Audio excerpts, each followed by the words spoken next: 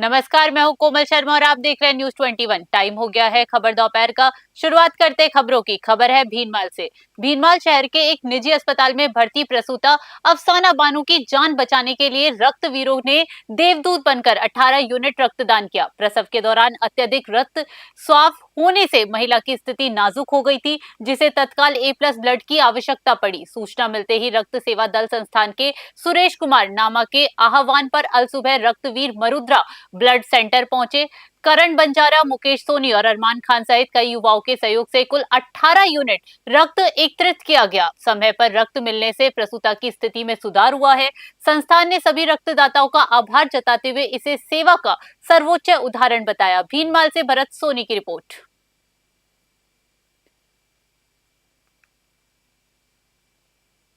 Hanumangarh junction के underpass पर एक चलती कार में अचानक भीषण आग लग गई। देखते ही देखते आग ने विकराल रूप धारण कर लिया और पूरी कार जलकर खाक के ढेर में तब्दील हो गई। राहत की बात यह रही कि धुआं निकलते ही चालक ने सूझबूझ दिखाते हुए तुरंत कार से बाहर निकलकर अपनी जान बचाई। स्थानीय दुकानदारों ने अपने स्तर पर आग बुझाने का प्रयास किया, लेकिन सफलता नहीं मिली। सूचना पर पहुंची दमकल की गाड़ी ने कड़ी मशक्कत के बाद आग पर काबू पाया। हालांकि तब तक वाहन पूरी तरह से नष्ट हो चुका था। प्रारंभिक जांच में आग का कारण शॉर्ट सर्किट माना गया है। हनुमानगढ़ से विनोद चौधरी की रिपोर्ट।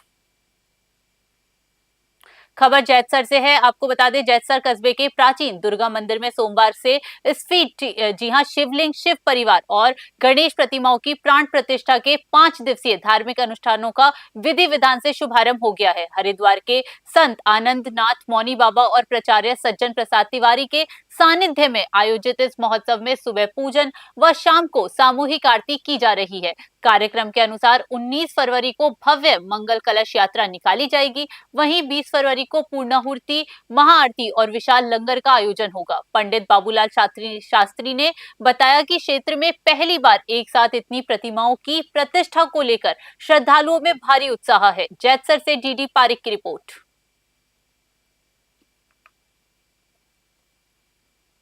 राजस्थान युवा कांग्रेस के प्रदेश सचिव राजेश बागड़ी के नेतृत्व में संगठन विस्तार करते हुए बानसूर में नई कार्यकारिणी का गठन किया गया। इस दौरान महिला कांग्रेस की नवनियुक्त कोटपुतली बहरूड, जिला उपाध्यक्ष राज बाला शर्मा, जिला सचिव मुकेश देवी और सुमन देवी को पद एवं गोपनीयता की शपथ दिलाई गई। कार्यक्रम में नवनियुक्त पदाधिकारियों का साफा पहनाकर भव्य स्वागत किया गया। इस अवसर पर राजेश बागड़ी ने कहा कि संगठन में महिलाओं की भागीदारी से कांग्रेस को जमीनी मजबूती मिलेगी।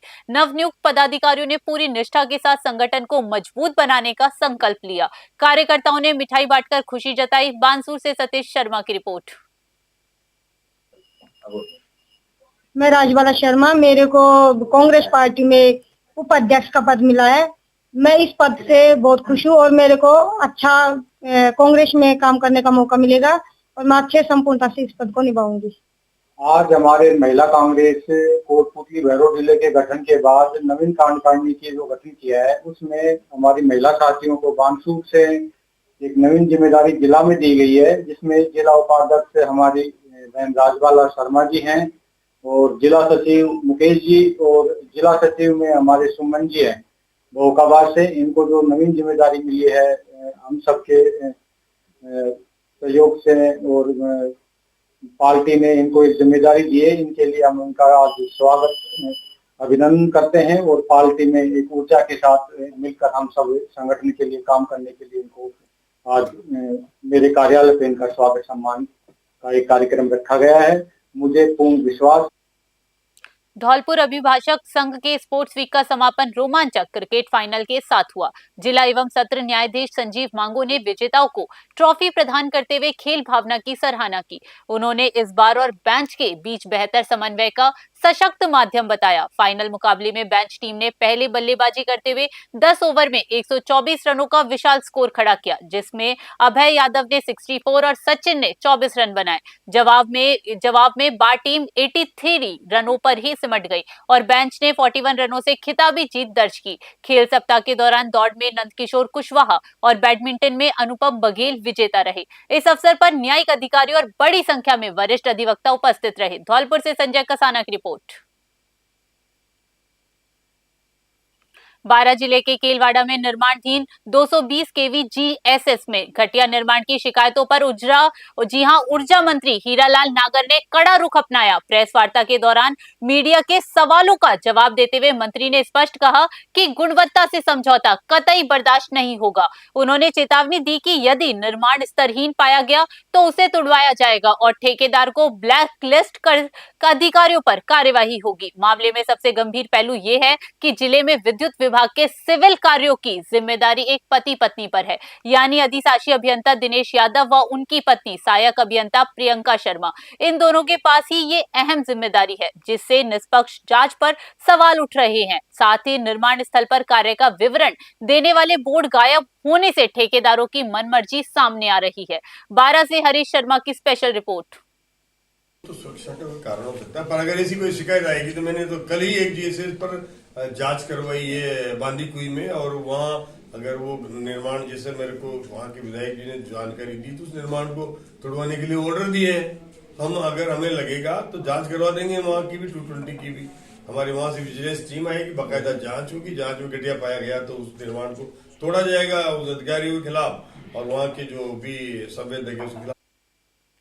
चीतलवाना क्षेत्र के होती गांव स्थित फूल मुक्तेश्वर मंदिर परिसर में महाशिवरात्रि के पावन पर्व पर आयोजित एक शाम महादेव के नाम विशाल भजन संध्या में आस्था का सैलाब उमड़ पड़ा। जोधपुर के प्रसिद्ध गायक गजेंद्र राव ने गणपति वंदना के बाद महादेव परनीचे और बाबू अमली जैसे भजनों की प्रस्तुति दी, जिस पर श्रद्धालु देर रात तक झूमते रहे। दिल्ली की कुणाल राज टीम द्वारा सजाई गई झांकियां आकर्षण का केंद्र रही। कार्यक्रम में मलेशिया से आए भामाशाह रमेश जैन हाडेचा और उनकी धर्मपत्नी अडसी देवी विशेष अतिथि के रूप में शामिल हुए। महंत संतोषपुरी और भवानी गिरी महाराज ने भक्तों को आशीर्वाद दिया। इस दौरान व्यापार संघ अध्यक्ष हरीश पुरोहित सहित सैकड़ों गणमान्य नागरिक उपस्थित रहे। चीतलवाना से सवाई सोनी की रिपोर्ट।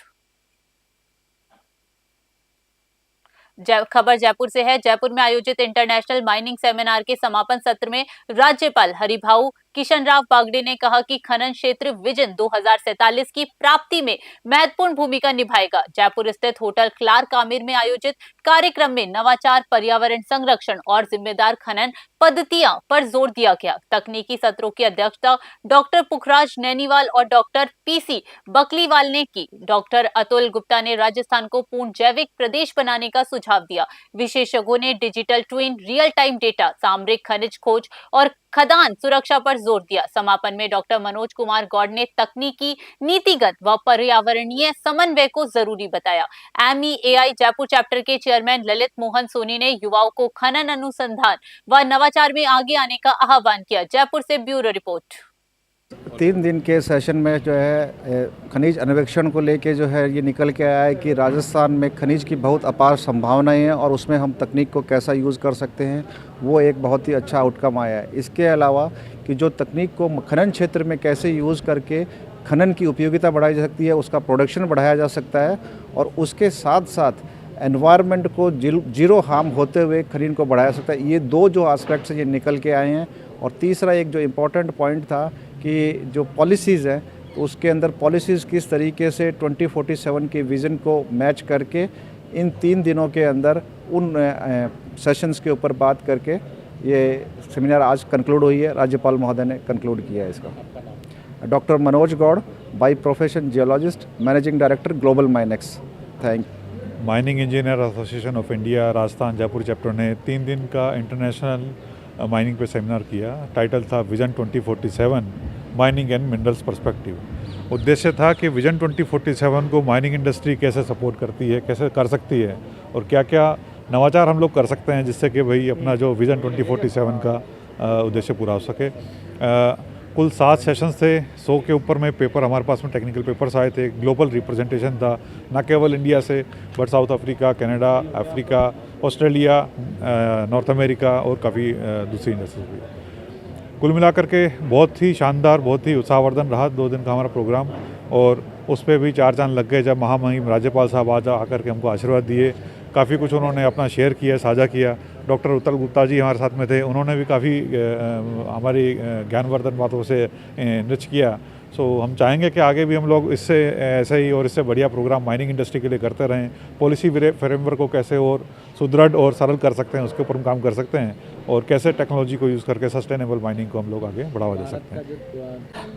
आज राजस्थान में एक 3 दिवसीय जो कार्यक्रम है उसका उद्देश्य है माइनिंग की व्यवस्था को सुव्यवस्थित करना। एक प्रोफेशनल्स के माध्यम से इनका 3 दिवसीय एक सेमिनार यहाँ रहा। माननीय राज्यपाल जी यहाँ पधारे, उन्होंने इस कार्यक्रम का समापन सत्र जो है कंप्लीट किया और एक बड़ा संदेश दिया कि राजस्थान राज्य में अभूतपूर्व संभावनाएं हैं। उन संभावनाओं को सभी तकनीकियों के माध्यम से, टेक्नोलॉजी के माध्यम से व जितनी आवश्यकता हो उस माध्यम से उसकी उपयोगिता होनी चाहिए।